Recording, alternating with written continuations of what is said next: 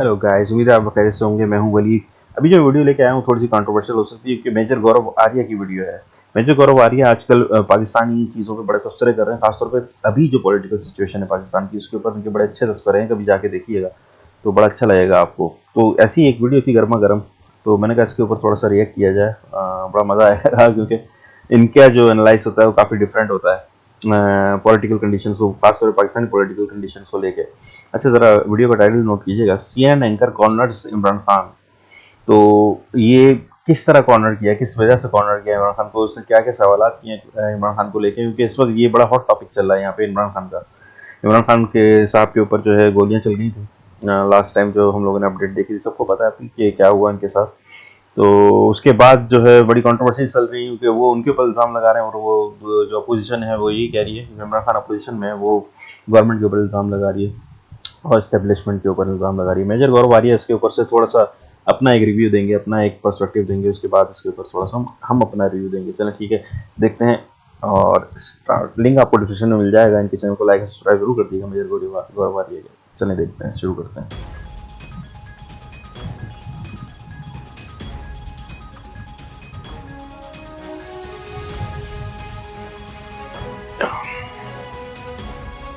जरा सी आराम से देखने वाली वीडियो होती है इनकी, बता दूं बहुत तफसील होती है इसके अंदर।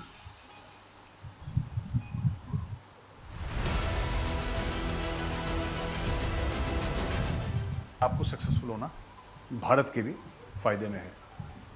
हो सकता है पाकिस्तान के फायदे में हो ना हो, भारत के यकीनन फायदे में। खान साहब आपने क्या कर दिया ये इंटरव्यू देके? कुछ ना कुछ तो सबूत होगा आपके पास। आपने दुनिया के सामने ऐलान कर दिया, ऐसा भी नहीं कि प्राइवेट कॉन्वर्सेशन है, आपने दुनिया के सामने घुस गया यूक्रेन के अंदर, ठीक है, रूस चढ़ दौड़ा, भारत को कह रहे हैं तुम हमारा क्या लेने देना यार। कंट्रीज हैं वर्ल्ड में जहां पे प्राइवेटली ऐसे स्पेस में जाना, स्पेस एक्सप्लोरेशन और स्पेस। अच्छा, जय हिंद दोस्तों, मैं हूं मेजर गौरव आर्या और आप देख रहे हैं तो चाणक्य डायलॉग्स। इस वीडियो को लाइक करिए, हमारे चैनल को सब्सक्राइब करिए, बेल आइकन दबाना बिल्कुल मत भूलिएगा।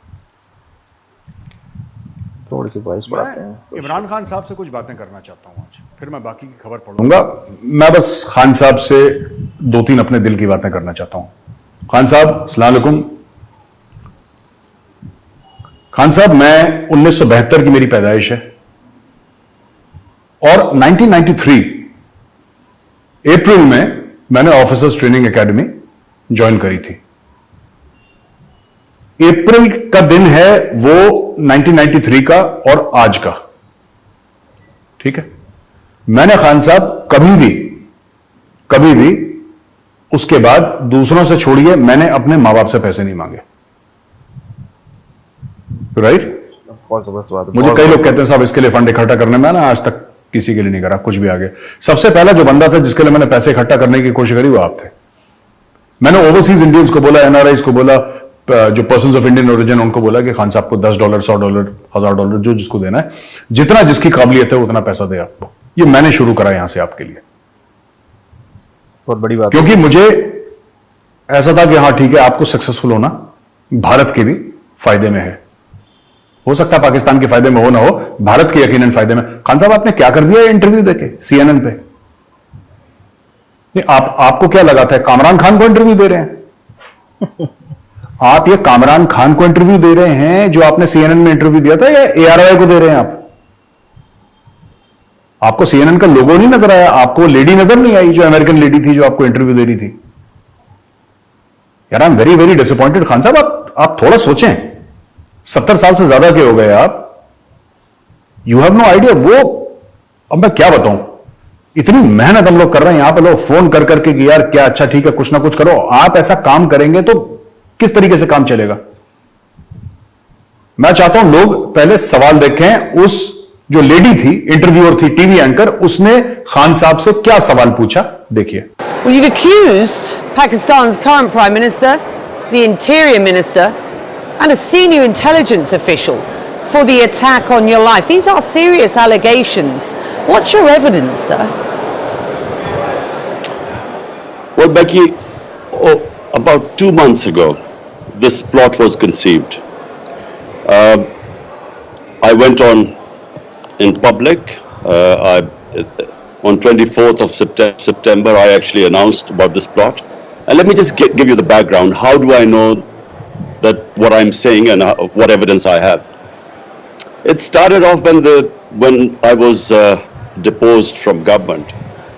देख लिया आपने, उसने खान साहब से ये पूछा कि साहब जो आपके ऊपर असैसिनेशन अटेम्प्ट हुआ था, सबूत क्या है? राइट, उसका सबूत क्या है आपके पास? आपने बोला कि इसमें शामिल है पाकिस्तान के प्राइम मिनिस्टर शहबाज शरीफ, पाकिस्तान के इंटीरियर मिनिस्टर, गृह मंत्री पाकिस्तान के राणा सनाउल्लाह, और आपने बोला कि उसमें मेजर जनरल फैजल है जो डीजीसी है आईएसआई का, वो भी शामिल है।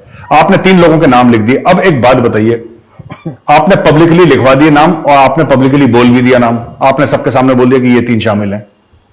नहीं खान साहब, मैं आपसे पूछना चाहता हूं, वो जो लेडी है, ये अमेरिकन लेडी जो आपसे CNN पे पूछ रही है, क्या पूछ रही है? कह रहे हैं आपके पास प्रूफ क्या है, आपके पास सबूत क्या है? सबूत दिखाइए हमें, हम सबूत जानना चाहते हैं कि यही 3 लोग जिनका आपने नाम लिया है, ये लोग इसमें शामिल हैं। सबूत चलते हैं बाहर इंटरनेशनल। खान साहब, इसका सवाल ये होना चाहिए था कि सबूत ये है, कहानी खत्म। कहानी खत्म। ये 5 सेकंड का आंसर है। नहीं, मैं इसका बैकग्राउंड बताऊंगा कि मेरे खिलाफ साजिश हुई थी, 2 महीने पहले मैंने पोल पत्री खोल दी थी सबकी, और मैंने तो 2 महीने पहले बता दिया था, ये वो पूछ ही नहीं रही। वो कह रही है कि शहबाज शरीफ, जनरल फैजल, राणा सनाउल्लाह के खिलाफ आपके पास क्या सबूत है? आपने उनका नाम लिया, कुछ ना कुछ तो सबूत होगा आपके पास। आपने दुनिया के सामने ऐलान कर दिया, ऐसा भी नहीं कि प्राइवेट कॉन्वर्सेशन है, आपने दुनिया के सामने ऐलान कर दिया, दुनिया का मीडिया कवर कर रहा है कि ये 3 लोग हैं जो इमरान खान को मारना चाहते हैं। उस एंकर ने आपको सिंपल सा सवाल पूछा, क्या सबूत है? उसका जवाब होना चाहिए जी ये सबूत है, देख लो आप। वो कहते हैं सबूत नहीं है। कहानी खत्म हो जाती। आपने गोल गोल, मैं आपको बैकग्राउंड बताना चाहता हूं, जब तक मैं बैकग्राउंड नहीं बताऊंगा, हाउ विल पीपल अंडरस्टैंड? आप बेवकूफ समझते हैं लोगों को, पीपल विल नॉट अंडरस्टैंड। और let people not understand Khan साहब, लेट पीपल नॉट अंडरस्टैंड। आप लोग बेवकूफ हैं, चलिए हम क्या, आप कहते हैं मान लेते हैं लोग बेवकूफ हैं, दिमाग से पैदल है, कोई बात नहीं, ना समझे, आप प्रूफ देना यार। यहां पे हम आपके लिए लड़ लड़ के हमने जान मार दी अपनी। और मैं खान साहब आपसे रिक्वेस्ट करने लगा हूं, सर आप प्लीज, खुदा का वास्ता है आपको, खान साहब आप इंटरव्यू देना बंद करें। ARY के अलावा आप किसी को ना दें। ARY देखिए, ARY का एंकर होता जो आप कहानी सुनाते कि जब मैं गया था, फिर वहां पे 2 शूटर थे, 3 शूटर थे, और साजिश करी गई, और मेरे इदारों के अंदर मेरे लोग हैं जो मेरे लॉयल हैं, जो इदारों से परेशान हैं, उन लोग, वो वहीं पे कहानी खत्म कर देते। वो बोलता कि ख़वातीन हजरात, ये हमारे साबिक प्राइम मिनिस्टर, आपने सुना, बहुत बढ़िया दिया, तालियां, वो कहानी खत्म हो जाती। आप कहां फंस गए गौरव के चक्कर में? CNN को आपने इंटरव्यू दे दिया, उसने सिर्फ आपसे बार बार एक सवाल पूछा पूरे इंटरव्यू में कि खान साहब सबूत दिखाएं आप जरा। आपने ये भी नहीं बोला इंटरव्यू में कि हां मेरे पास सबूत है, मैं आपको नहीं दिखाऊंगा लेकिन मैं कोर्ट में पेश करूंगा।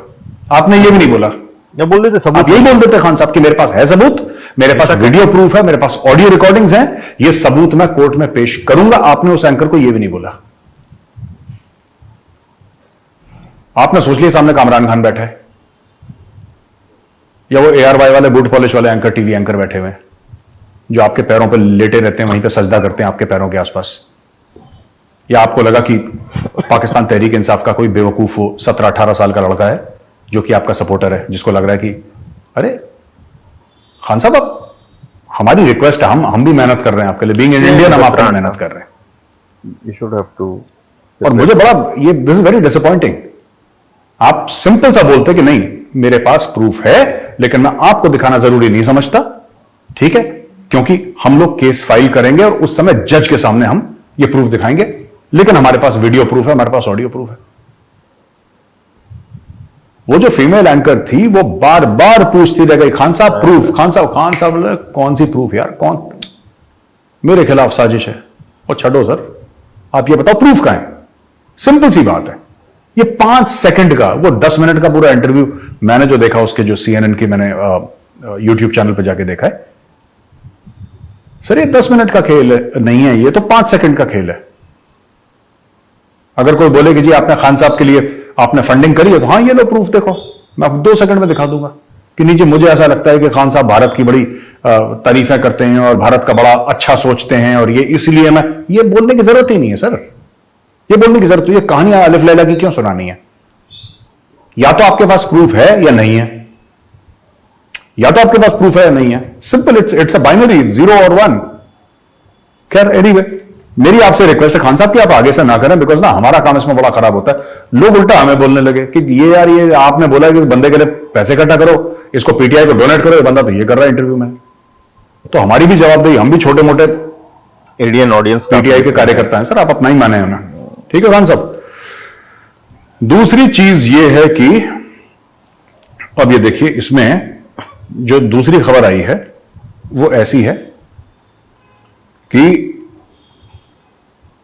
शहबाज शरीफ, ये जो COP 27 में गए थे, शर्म शेख, उन्होंने एक बात कह दी, पाकिस्तान को कर्जा नहीं चाहिए, पाकिस्तान को खजूर चाहिए, खजूर, समझ रहे हैं, पाकिस्तान को खजूर चाहिए, पैसा दो और वापस मत मांगो। ये शहबाज, ये सब एक ही थाली के चट्टे बट्टे हैं यार। मैं, कोई पार्टी बदल जाए, इनका जेब से सबसे पहले कटोरा निकलता है, मांगने पहुंच जाते हैं। एक ही पैटर्न है। जैसे हमारे यहां नहीं होता, घर में किसी के बच्चा पैदा होता है तो बाहर, यू नो हु, सेम, कोई फर्क नहीं है, बस ये टाई वाई पहन के जाते हैं। अब आप एक बात सोचिए, ये क्या बोल रहा है ये, पाकिस्तान को लोन नहीं चाहिए, आप कर्जा ना दें, क्योंकि कर्जे के ये नहीं वापस करते, कर्जे भी वापस नहीं करते पाकिस्तानी, लेकिन कर्जे में ये तो बात रहती है कि यार ये कर्जा है तो मेंटली हमें रहता है कि वापस करना है, वापस करना है। अब पता नहीं पाकिस्तान में ऐसा कॉन्सेप्ट है कर्जा वापस करने का कि नहीं, लेकिन नहीं है, एक माइंड में रहता है, किसी भी शरीफ इंसान के माइंड में। भाइयों ने साफ मना कर दिया कि कर्जा मत देना हमें, मतलब नेकी कर दरिया में डाल, तुम हमें पैसे दो और तुम भूल जाओ कि कौन पाकिस्तान, अरबों डॉलर हमारी झोली में डालो और भूल जाओ, हम तुम्हें थैंक यू बोलेंगे और वापस चले जाएंगे, बस ये डील हो। ये शहबाज शरीफ टोटल जो गया है ये बात, कभी ये पाकिस्तान ने अमरीकियों को जिहाद के नाम पे पैसा लिया, कभी रूस का डर दिखा के पैसा लिया, कभी आतंकवाद के चक्कर में पैसा लिया, वॉर ऑन टेरर के चक्कर में पैसा लिया, पाकिस्तान के थ्रू सामान भेजा इन्होंने बिन कासिम पोर्ट से तोरखम तक पूरा, खैबर पख्तूनख्वा, उसके बाद अफगानिस्तान, उसके लिए पैसे लिए, कभी अपने डेमोक्रेसी के आगे हम बढ़ाएंगे डेमोक्रेसी उसके लिए, कभी स्कूल के लिए, कभी वो क्या नाम कहते हैं, पोलियो की वैक्सीन, इन्होंने हर बहाने पैसे लिए। जब सब बहाने इनके खत्म हो गए तो उन्होंने बोला बाढ़ आ गई जी, पैसे दे दो। अब ये फिर गोरों से पैसे मांग रहे हैं, ठीक है, ये फिर पैसे मांगने लग गए और अब ये पैसे दूसरे किस्म के मांग रहे हैं। ये कह रहे लोन मत देना हमें, नेकी कर दरिया में डाल, 10 अरब डॉलर का चेक काटो, हमें दो और भूल जाओ कि पाकिस्तान कौन, हम तो जानते ही नहीं। ये आइडियल सिचुएशन है पाकिस्तान के लिए, ठीक है। तो ये हो गया एक। तो दोस्तों अब हम आ जाते हैं थोड़ा सा इंडिया की खबर में, जो डॉक्टर जयशंकर की रूस से बातें हुई थी। ये बहुत ही शानदार स्टेटमेंट डॉक्टर जयशंकर ने दिया है। This is not an era of war, यही जो मोदी जी ने बताया था ना, वही डॉक्टर जयशंकर ने बात रिपीट करी है। इन्होंने बोला कि where the international situation is concern, the last few years of the COVID pandemic, financial pressures and trade difficulties, these have taken a toll on the global economy. यानी कि जब से कोविड पैंडेमिक हुआ है तो फाइनेंशियल प्रेशर्स और trade difficulties हैं, इसने बहुत, जिसको कहते हैं कि इंपैक्ट करा है ग्लोबल इकोनॉमी को। और ये उन्होंने दो टूक बात कह दी। और जब इनसे ये पूछा कि जंग के बारे में आप क्या समझते हैं, तो बोला कि नहीं, जंग बिल्कुल नहीं होनी चाहिए और हम चाहते हैं कि डायलॉग हो, इनकी बातचीत हो, रूस और यूक्रेन जो भी अपना सॉर्ट आउट करे मामला, ये थ्रू डायलॉग करते हैं, ठीक है। ये डॉक्टर जयशंकर ने बोला। और इसके पहले भी पूछा था लोगों ने कि आप तेल खरीदना, वही पुराना नाटक, तेल खरीदना। उन्होंने बोला खरीदेंगे यार, खरीदेंगे, तुम कौन होते हो मैं बोलने वाला, हमें जो ठीक लगेगा, हमारी लॉयल्टी। यार मुझे अभी तक ये बात समझ में नहीं आई, रूस घुस गया यूक्रेन के अंदर, ठीक है, रूस चढ़ दौड़ा, भारत को कह रहे तुम, हमारा क्या लेने देना यार। या तो हमने रूस को बोला कि तुम जाओ अंदर, या हमने यूक्रेन को बोला कि तुम रूस को ठोको। हमने तो कुछ नहीं बोला भाई। जब हमने कुछ नहीं बोला तो मुझे एक बात यह समझ में नहीं आती कि किस तरीके से ऐसा हो सकता है कि ये लोग हमारे ऊपर ही बोल दें कि साहब तुम तेल नहीं खरीदोगे। भाई डॉक्टर जयशंकर ने बिल्कुल ठीक बोला, हमारी जिम्मेदारी 1.4 बिलियन लोग हैं, 140 करोड़ की आबादी है, हमें उनको देखना है कि हमारे हजारों किलोमीटर दूर रूस और यूक्रेन का जो हो रहा है वो देखना है। हम इतना कर सकते हैं कि दोनों से बोल सकते हैं कि भाइयों लड़ो मत यार, बस इतना बहुत और हमारे लायक कुछ सेवा होगा तो बताना। अगर आपको लगता है कि भारत इस लायक है कि आपकी मदद कर सके तो हमें बताओ, हम हाजिर हैं। अगर आपको लगता है नहीं भारत को बीच में नहीं बोलना चाहिए, हम नहीं बीच में बोलेंगे, हमारे अपने 10 काम है यार, हम तुम्हारे फड्डे में क्यों टांग अड़ाएं। एंड आई थिंक इंडिया की फॉरेन पॉलिसी बिल्कुल करेक्ट है इस मामले में, एंड इट इज परफेक्ट। ठीक है, एक और खबर है दोस्तों यहां पे जो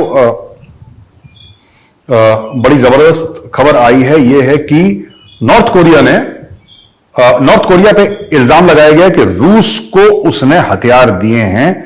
तो भाई मना कर दिया साफ नॉर्थ कोरिया ने कि हमने कोई हथियार नहीं दिए रूस को। और वैसे नॉर्थ कोरिया के पास सारा का सारा चाइनीज और रशियन इक्विपमेंट तो है ही, बाहर से फॉरेन कंट्री तो कोई उनको, वेस्टर्न कंट्रीज माफ कीजिएगा, कोई देगी नहीं कुछ उनको, तो सारा का सारा तो इनके पास वही है। लेकिन फिर भी उनका यह कहना है कि साहब हमने नहीं दिए, लोग कह रहे हैं दिए हैं, और कुछ ना कुछ तो भाइयों ने पहुंचाया होगा नॉर्थ कोरिया ने।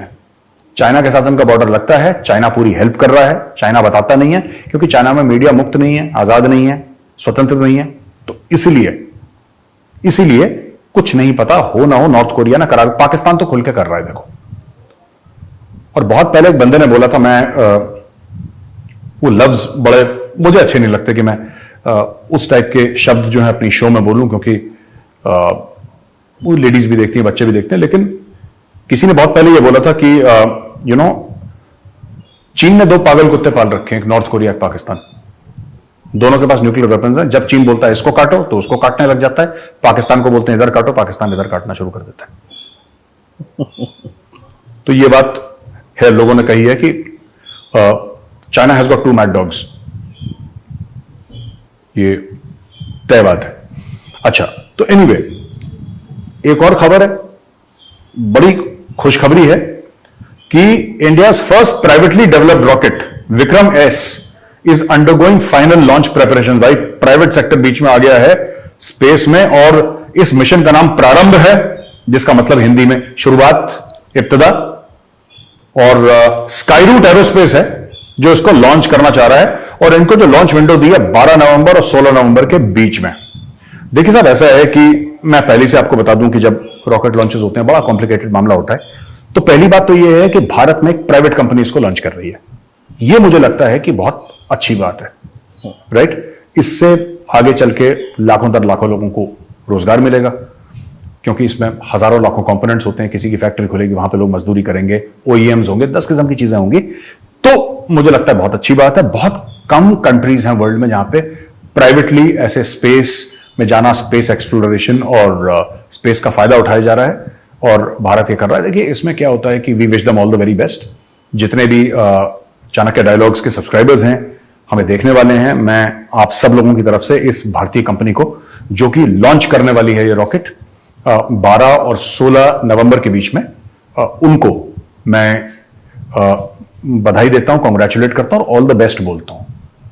कॉन्ग्रेचुलेशंस देखिए हम तब भी देंगे जब इनका रॉकेट सक्सेसफुल हो जाएगा। कॉन्ग्रेचुलेट मैं क्यों कह रहा हूं, क्योंकि ये सपना जो है ना, ये सपना देखना, मैं दिल की एक बात बता रहा हूं, ये सपना देखना भी बहुत बड़ी औकात की बात है। सबके बस का नहीं है सपना देखना।